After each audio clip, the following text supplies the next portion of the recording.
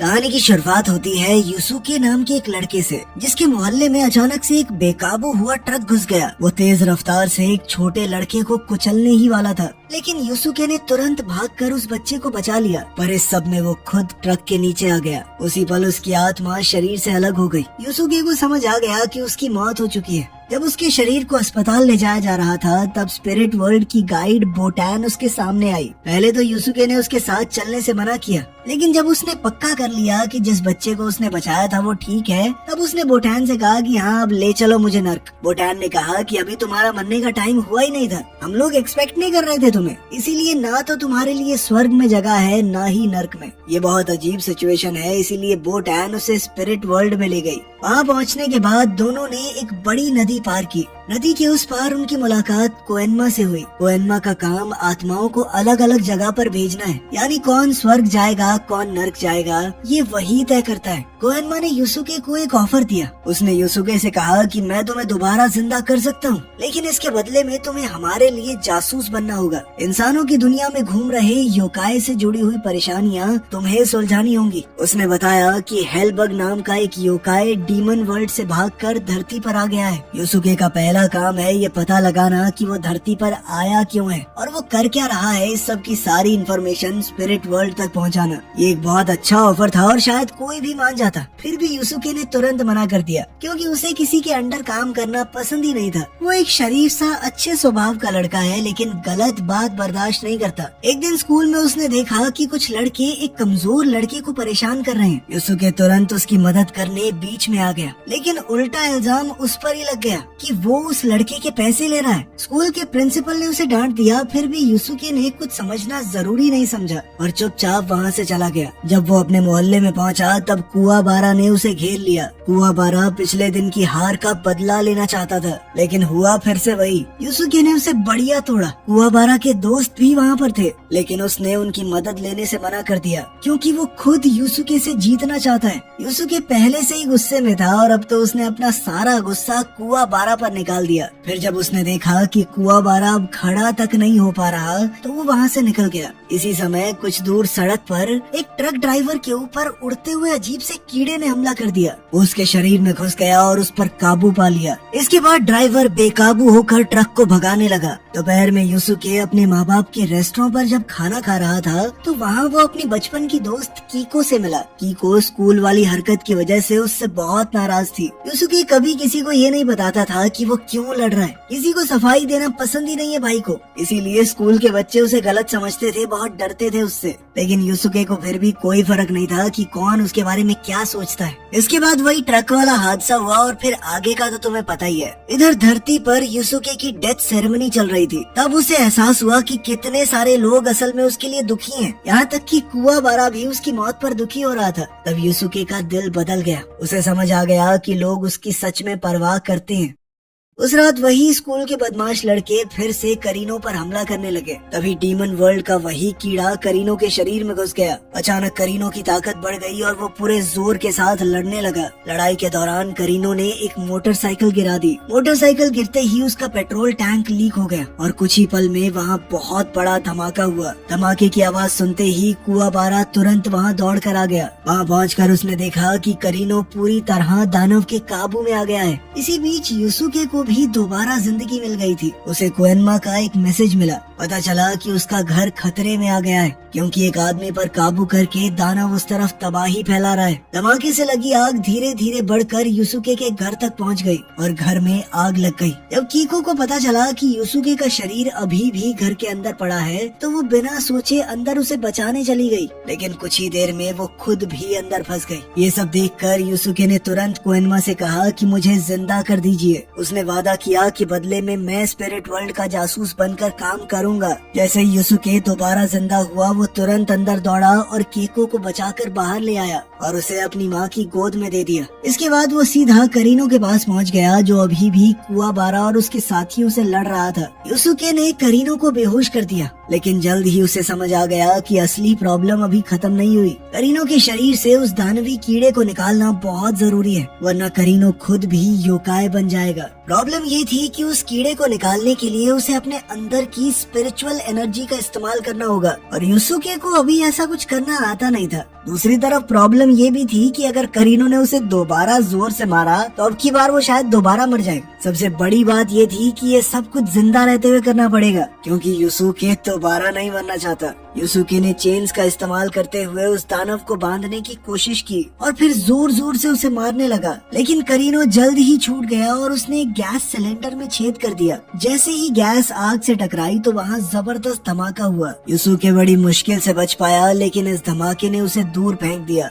करीनो धीरे धीरे उसकी तरफ बढ़ने लगा। तब युसुके ने एक साइकिल का इस्तेमाल करके उसे दीवार के साथ फंसा दिया और करीनो से कहने लगा कि इस कीड़े के कंट्रोल से बाहर आ जा भाई। आखिरकार पूरा ध्यान लगाते हुए युसुके ने अपनी स्पिरिचुअल एनर्जी जगा दी और आखिरकार कीड़े को करीनो के शरीर से बाहर निकालकर अपने हाथों से कुचल दिया। करीनो को अस्पताल पहुंचाने के बाद युसुके तुरंत घर लौट आया, जहां केको और उसकी माँ उसे देखकर तुरंत गले लग गई।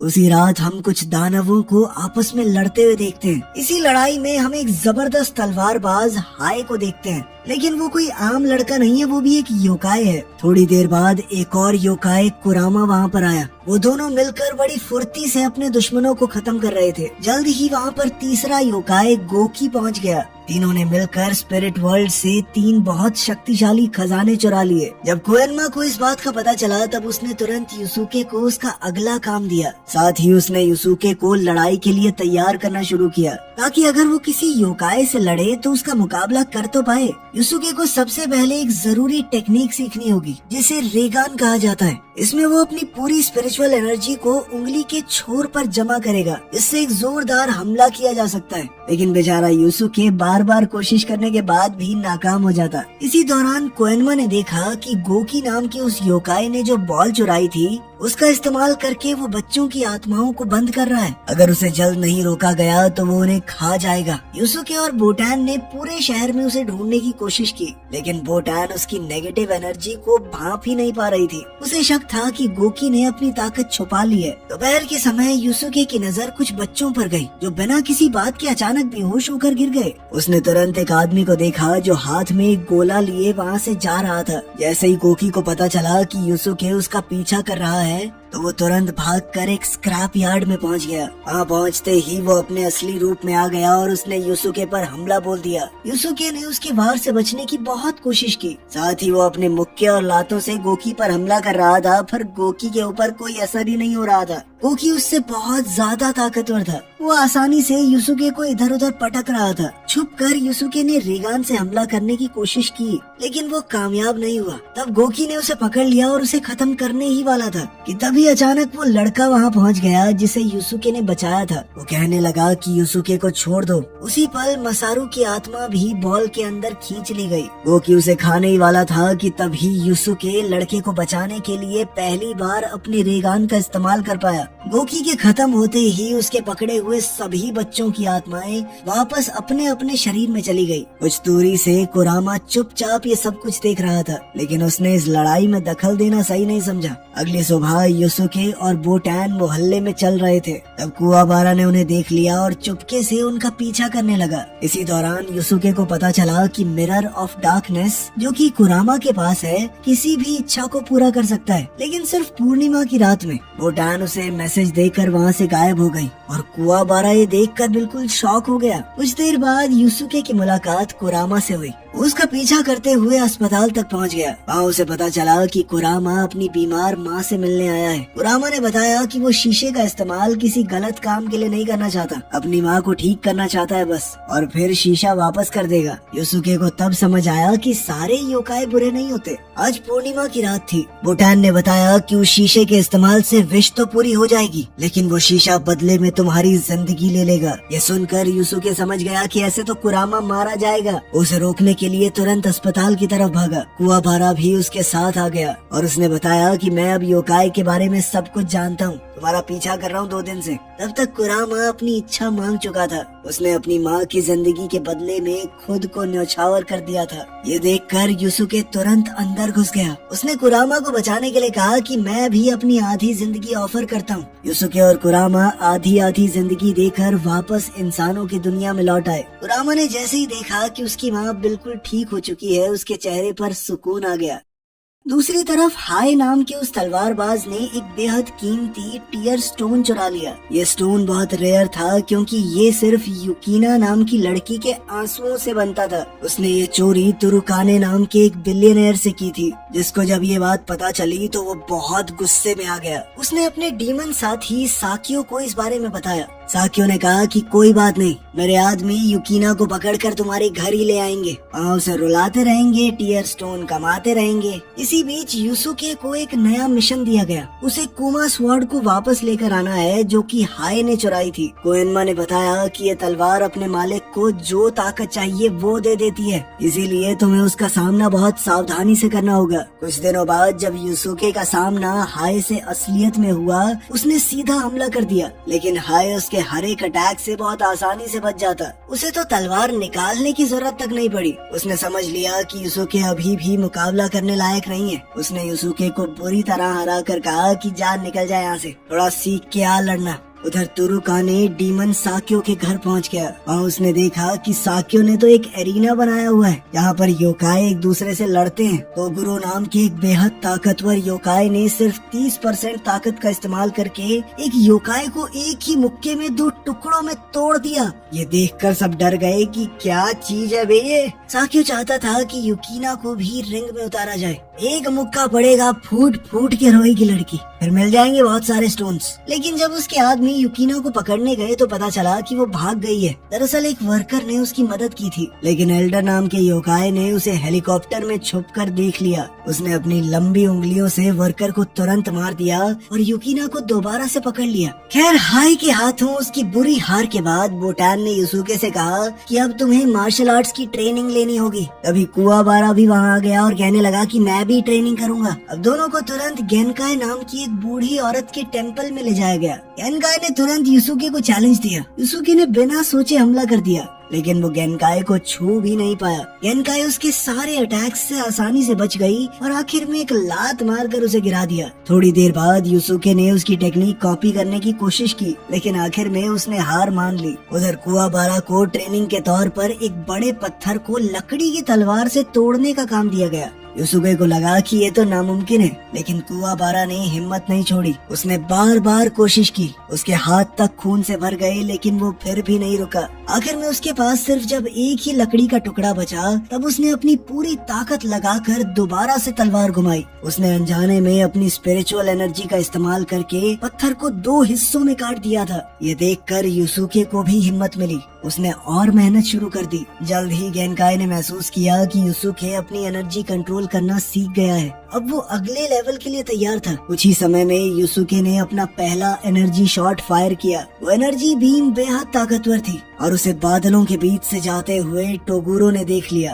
गेनकाई को समझ आ गया कि अब दुश्मन पास आ रहा है। गेनकाई ने तुरंत युसुके को बुलाया और उसे स्पिरिट बॉल की एनर्जी दी। ये एक बेहद ताकतवर शक्ति थी। युसुके ने वादा किया कि वो इस ताकत का इस्तेमाल अपने दोस्तों को बचाने के लिए ही करेगा। इसके बाद गेनकाई ने उन्हें पहाड़ से नीचे जाने को कहा और ट्रेनिंग खत्म हो गई। उसी रात तेज तूफान के बीच गेनकाई का सामना उसी आदमी से हुआ जिसे वो 50 साल पहले जानती थी। दोनों के बीच एक जबरदस्त लड़ाई हुई। इसी दौरान युसुके जब खाना खा रहा था तो वो दोबारा केको से मिला। जब वो खाना खा के निकलने लगा तो उसने देखा कि हाय ने केको को अपने कंधे पे उठा रखा है। गुस्से में युसुके तुरंत उसके पीछे भागा और हाय से लड़ने लगा, लेकिन सच कुछ और ही निकला। केको को हाय ने नहीं बल्कि एल्डर नाम के योकाई ने उठाया था। एल्डर के पास ताकत थी, वो अपना रूप बदल सकता था। उसका प्लान था युसुके और हाय को आपस में लड़वा कर मरवा देना। इस बार जब युसुके ने हाय से फाइट की तो वो पहले जैसा कमजोर नहीं था। दोनों लगभग बराबर की टक्कर दे रहे थे एक दूसरे को। तभी कुरामा वहाँ पर आया और उनकी गलत फहमी क्लियर की। कुरामा ने उसे बताया कि केको को जिसने पकड़ा है वही युकीना को पकड़कर लेकर गया है और युकीना हाय की बहन है। तो मतलब साफ था कि सबको मिलकर उन्हें बचाना होगा। यूसुके ने कुरामा की जान बचाई थी तो वो भी साथ चलने को तैयार हो गया। कुवाबारा भी तुरंत उनके साथ जुड़ गया। अभी साकियो को भी खबर मिल गई कि कुछ लोग मिलकर उसका सामना करने आ रहे हैं। साकियो ने कहा कि उन्हें इज्जत से लेकर आओ, ऐसे कैसे पहुंच पाएंगे वो।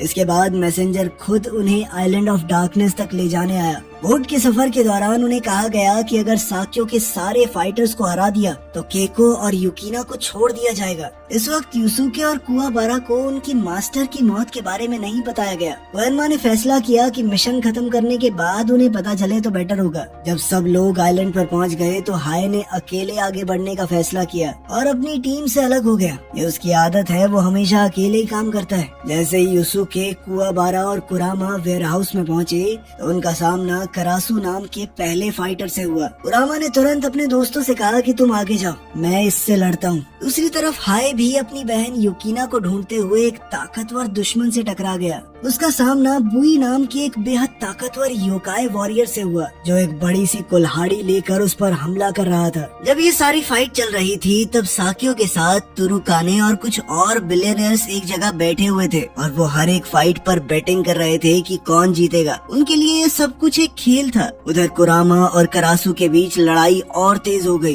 करासू बार बार फायर बॉल्स फेंक रहा था और कुरामा किसी तरह इस सब से बचने की कोशिश में लगा हुआ था। साथ ही वो अपने चाबुक से हमला करता रहता, लेकिन करासू को अभी भी बहुत गुस्सा आ रहा था। वो चाहता है कि कुरामा अपने असली दानवी रूप में आकर उससे लड़े। अब करासू ने एक साथ बहुत सारे बॉम्ब्स फेंक दिए। कुरामा बड़ी मुश्किल से बच पाया और तब उसने फैसला किया कि अब तो उसे अपने असली योकाई रूप में आना ही पड़ेगा। जैसे ही कुरामा ट्रांसफॉर्म हुआ उसकी स्पीड तुरंत बढ़ गई। अब वो पहले से ज्यादा ताकतवर लग रहा था। उसने अपनी ताकत से ऐसे पौधे उगा दिए जो इंसानों तक को खा जाएं। ये पौधे किसी भी हिलती हुई चीज को देखते ही हमला करते थे। फाइट और भयानक हो गई। आखिर में कुरामा ने करासू को पकड़ लिया, लेकिन इतनी ताकत इस्तेमाल करने के बाद उसकी सुपर नेचुरल पावर कम हो गई और वो अपनी इंसानी फॉर्म में वापस आ गया। दूसरी तरफ हाय और बुई की फाइट चल रही थी। हाय ने अपनी तलवार से बुई पर हमला किया, लेकिन बुई के कवच ने उसे घायल होने से बचा लिया। लेकिन कुछ देर बाद बुई समझ गया कि अगर उसे हाय को हराना है तो उसे अपना कवच हटाना पड़ेगा, क्योंकि वो उसकी स्पीड को काफी कम भी कर देता है। जैसे ही उसने आर्मर हटाया उसकी स्पीड बढ़ गई। उसने तुरंत हाय की तलवार पकड़ ली और उस पर तेज हमला किया। तब हाय ने फैसला किया कि उसे भी अपना सबसे ताकतवर अटैक इस्तेमाल करना होगा। उसने अपने हाथ पर बंधी हुई बैंडेजेस हटा दी। इसके तुरंत बाद काले धुएं से बना हुआ एक ड्रैगन उसके शरीर के आसपास दिखने लगा। ये उसकी सबसे ताकतवर टेक्निक थी। वो काला ड्रैगन सीधा बुई पर टूट पड़ा और उसका शरीर बुरी तरह जल गया। उधर केको, जिसे अभी तक पता ही नहीं था कि यूसुके उसे बचाने आइलैंड पर आ चुका है, उसने खुद बचकर निकलने का प्लान बनाया। उसने गार्ड को पागल बनाने के लिए बीमार होने का नाटक किया। जैसे ही गार्ड सेल खोलकर अंदर आया तो केको ने तुरंत उस पर हमला कर दिया। गार्ड को बेहोश करने के बाद केको वहाँ से निकलने की कोशिश करने लगी। उसने अपने सेल से निकलकर तुरंत युकिना को भी छुड़वा दिया और दोनों मिलकर वहाँ से निकलने की कोशिश करने लगे। दोनों धीरे धीरे रास्ता ढूंढते हुए बाहर की तरफ बढ़ने लगे। वो जानती थी कि बाहर निकलना आसान नहीं होगा, लेकिन हिम्मत नहीं छोड़ी। उधर यूसुके और कुवाबारा कालकोठरी के अलग अलग हिस्सों में केको को ढूंढ रहे थे। दोनों ने फैसला किया कि अगर वो अलग अलग होकर ढूंढेंगे तो जल्दी मिल सकती है वो। कुछ देर बाद कावाबुरा को केको और युकिना दोनों मिल गई। जैसे ही उसने युकिना को देखा वो तुरंत उस पर फिदा हो गया। उसने एकदम हीरो के अंदाज में कहा कि मैं तुम्हें बचाने यहाँ पर आया हूँ, कोई तुम्हें उंगली भी नहीं लगा पाएगा सेनोरिटा। केको को उसका ये अंदाज देखकर थोड़ी सी हंसी आ गई। दूसरी तरफ कुरामा और करासू की लड़ाई में करासू लगातार एक्सप्लोजन्स कर रहा था और कुरामा हैरान था कि ये रुक क्यों नहीं रहा, पर फिर भी वो चुपचाप अपने प्लान के हिसाब से चलता रहा। फाइट के दौरान कुरामा ने गुलाब की डाली से करासू के हाथ को छेद दिया। उस चोट के साथ ही एक मौत का बीज उसके शरीर के अंदर चला गया। धीरे धीरे उस बीज की जड़ें उसके अंदर फैल रही थी। थोड़ी देर बाद वो जड़ें उसके शरीर को अंदर से तोड़ने लगी और उसके दिल को पूरी तरह बर्बाद कर दिया, जिसके साथ ही करासू अचानक से नीचे गिर पड़ा। उधर हाय ने भी बुई को हरा दिया था। इन दोनों ताकतवर दुश्मनों के गिरने के बाद साकियो ने कहा कि अब असली शो शुरू होने वाला है। इसी बीच कुवाबारा, केको और युकिना एग्जिट ढूंढ रहे थे, लेकिन उन्होंने गलती से एक खतरनाक राक्षसी जानवर को आजाद कर दिया। वो बड़ा और खतरनाक क्रीचर तुरंत उनके पीछे भागने लगा। खुद को बचाने के लिए उन्हें उसका ध्यान भटकाना जरूरी था। कुवाबारा उसके सामने खड़ा हो गया और उसे रोकने लगा, जबकि केको ने पास के सिक्योरिटी लॉक्स चालू कर दिए। जैसे ही दरवाजे बंद होने लगे, कुवाबारा तेजी से भागा और ऐन मौके पर दरवाजे के नीचे से निकलकर दूसरी तरफ पहुंच गया, जबकि मॉन्स्टर वहीं बंद होकर रह गया। लेकिन जैसे ही उसने सोचा कि सब कुछ ठीक हो गया है, तभी एल्डर आ गया। कुवाबारा ने तुरंत एक लोहे की रॉड उठाकर उस पर हमला किया, लेकिन एल्डर का शरीर बहुत अजीब था। उसे कितना भी मार लो वो खुद से ठीक हो जाता है। उधर युसुकी मैंशन के अंदर दौड़ते हुए एरिना तक पहुंच गया। वहाँ साक्यो ने उसे कहा कि अगर तुमने तोगुरो को भी हरा दिया तो मैं दोनों लड़कियों को आजाद कर दूंगा। फाइट शुरू होने ही वाली थी कि तभी एक वर्कर दौड़ता हुआ आया और उसने बताया कि इंसानों और राक्षसों की दुनिया को जोड़ने वाला पोर्टल खुल गया है। तोगुरो ने युसुके से सीधा कहा कि मैं अपनी पावर बिल्कुल भी नहीं रोकने वाला, 100 की 100% इस्तेमाल करूंगा। उसने तुरंत बहुत ताकतवर हमले शुरू कर दिए। युसुके को कई जोरदार लातें लगी, फिर भी वो गिरा नहीं। एक बेहद ताकतवर मुक्के से टोगुरो ने एरिना का फ्लोर ही तोड़ दिया। उस झटके से एक लैंप पोस्ट गिर गया और सीधा उस जगह तक पहुंच गया जहां पर अमीर लोग बैठे थे। ये देखकर तारुकाने और बाकी लोग डर के मारे आइलैंड छोड़कर भागने लगे। भागते वक्त तारुकाने कालकोठरी में युकिना को ढूंढने लगा,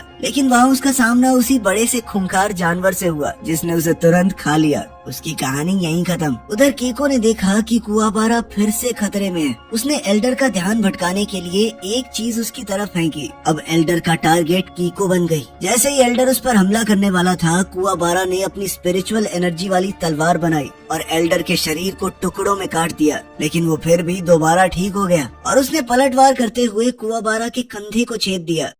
इसी वक्त कोएन्मा ने देखा कि पोर्टल से बहुत सारे दानव निकल रहे हैं। उन्हें रोकने के लिए उसने आइलैंड ऑफ डार्कनेस के चारों तरफ एनर्जी शील्ड बना दी, लेकिन अगर पोर्टल और बड़ा होता गया तो शील्ड ज्यादा देर तक नहीं टिक पाएगी। कोएन्मा तुरंत साक्यो के पास गया और उससे पूछा कि तुम चाहते क्या हो। साक्यो ने सीधा जवाब दिया कि मैं इस प्लेनेट को बिल्कुल वैसा ही बनाना चाहता हूँ जैसा ये पहले हुआ करता था। तुमने पोर्टल बना के इंसानों और दानवों को अलग किया है, पहले सब यही रहते थे। एक बड़ी मेटल की जाली का टुकड़ा युसुके पर गिरने ही वाला था, तभी हाय वहाँ पहुँच गया और उसे अपनी तलवार से 2 टुकड़ों में काट दिया। थोड़ी देर बाद कुरामा भी वहाँ आ गया और अब तीनों साथ खड़े हैं। उन तीनों को देखकर साक्यो ने एक शर्त रखी। उसने कहा कि अगर तुम लोग जीत गए तो मैं पोर्टल बंद कर दूंगा, और अगर तोगुरो जीत गया तो कोएन्मा को दोनों दुनिया के बीच वाला बैरियर हटाना पड़ेगा। कोएन्मा ने कहा कि मुझे तुम्हारे ऊपर भरोसा नहीं है, तुमने अभी बंद कर दिया, बाद में दोबारा खोल दिया पोर्टल फिर। इस पर साक्यो ने कहा कि तुम मुझे खुद नर्क छोड़ कर आना, ठीक है। अब युसुके, हाय और कुरामा तीनों ने मिलकर तोगुरो पर हमला किया, लेकिन तोगुरो इतना ताकतवर था कि उसने तीनों को नीचे गिरा दिया। वो युसुके को खत्म करने ही वाला था कि तभी कुरामा और हाय ने मिलकर उसे पकड़ लिया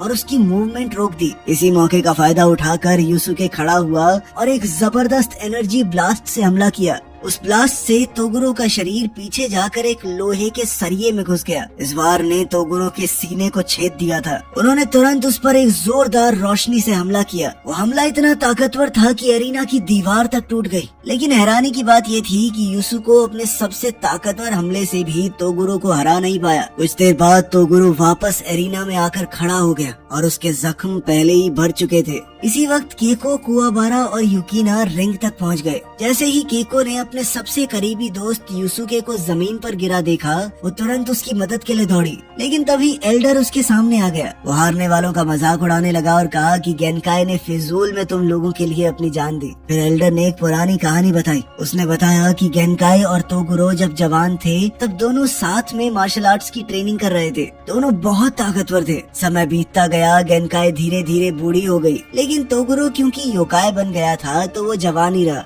कई सालों बाद अब दोनों का आखिरी मुकाबला हुआ, जिसमें तोगुरो ने बिना किसी पछतावे के गेनकाई को हरा दिया और उसे मार डाला। ये कहानी खत्म हुई ही थी कि तभी तोगुरो को बहुत गुस्सा आ गया और उसने खुद ही एल्डर पर हमला कर दिया। सिर्फ एक ही मुक्के में उसने एल्डर को ढेर कर दिया। जैसे ही कुवाबारा को पता चला कि उसे सिखाने वाली सेंसे गेनकाई मर चुकी है, वो गुस्से से भर गया। उसने तुरंत अपनी तलवार से तोगुरो पर हमला किया, लेकिन तोगुरो ने उसके वार को बहुत आसानी से रोक लिया और उसे तुरंत नीचे गिरा दिया। दिया। जब तोगुरो कुवाबारा को कुचलने वाला था तब युसुके दोबारा खड़ा हो गया। इस बार उसने गेनकाई से मिली हुई स्पिरिट स्फीयर की ताकत का इस्तेमाल किया। गुस्से से भरकर उसने तोगुरो पर लगातार कई मुक्के मारे और उसे जमीन के अंदर दबा दिया। लेकिन कुछ ही पलों में तोगुरो फिर से बाहर आ गया। अब उसका शरीर पहले से 10 गुना बड़ा हो चुका था। अगर वो अपनी उंगलियों को फ्लिक तक कर रहा था, उससे निकलने वाली हवा भी हथियार बन गई थी। इस रूप में वो बेहद खतरनाक लग रहा था। उसकी ताकत के सामने कुवाबारा तुरंत हार गया। युसुके के हमलों का उस पर कोई असर नहीं हो रहा था। तब तोगुरो ने अपना दर्द बताया। उसने कहा कि एक दिन उसने अपने सभी स्टूडेंट्स को एक डीमन के हाथों मरते हुए देखा। उस पल उसके अंदर छुपी हुई ताकत जागी और यही बदलाव उसे योकाई बनने की तरफ ले गया। अब वो चाहता था कि युसुके भी वही दर्द महसूस करे ताकि उसके अंदर छुपी ताकत भी जाग जाए और तोगुरो को बराबरी का मुकाबला मिले। अब तोगुरो ने फैसला किया कि वो केको और युकिना को खत्म करेगा। युसुके और बाकी सब ने उसे रोकने की कोशिश की, लेकिन कोई भी उसे रोक नहीं पाया। तब कुवाबारा, जो कि जानता है कि वो उस दानव को नहीं हरा सकता, फिर भी अपनी जान रिस्क में डालकर केको और युकिना को बचाने के लिए आगे बढ़ा और इसी कोशिश में उसका पेट बुरी तरह से जख्मी हो गया। जब युसुके ने कुवाबारा को मरते हुए देखा, उसका गुस्सा अपनी चरम सीमा तक पहुंच गया। उसकी स्पिरिचुअल एनर्जी की सभी हदें पार हो गई। अब उसने फैसला किया कि लड़ाई यहीं पर खत्म होगी। उसने अपनी पूरी ताकत सिर्फ एक हमले में झोंक दी और फिर युसुके ने आज तक का सबसे ताकतवर स्पिरिट ब्लास्ट हमला किया। तोगुरो ने उस एनर्जी स्फीयर को रोकने के लिए अपनी सभी मसल्स का इस्तेमाल किया। धीरे धीरे उसका शरीर पत्थर में बदलने लगा। मरने से पहले तोगुरो ने युसुके का शुक्रिया अदा किया, क्योंकि पहली बार उसने अपनी पूरी ताकत लगाई थी। लड़ाई खत्म हो चुकी थी। इसके बाद युसुके को पता चला कि कुवाबारा अभी भी जिंदा है। युकिना ने अपनी हीलिंग पावर से उसका इलाज किया। सब लोग सुकून महसूस करने लगे। अब जब युकिना सेफ थी तो हाय ने अपनी चुराई हुई वो तलवार भी लौटा दी। दूसरी तरफ साकियो ने भी अपना वादा निभाया। उसने कहा कि मैं तुम्हारे साथ नर्क में चलने को तैयार हूँ। साथ ही पोर्टल को बंद करके जितने डीमन आजाद हुए थे सबको वापस उनकी दुनिया में भेज दिया गया। वीडियो पसंद आई तो लाइक कर देना, चैनल को सब्सक्राइब कर लेना। मिलते हैं अगली वीडियो में।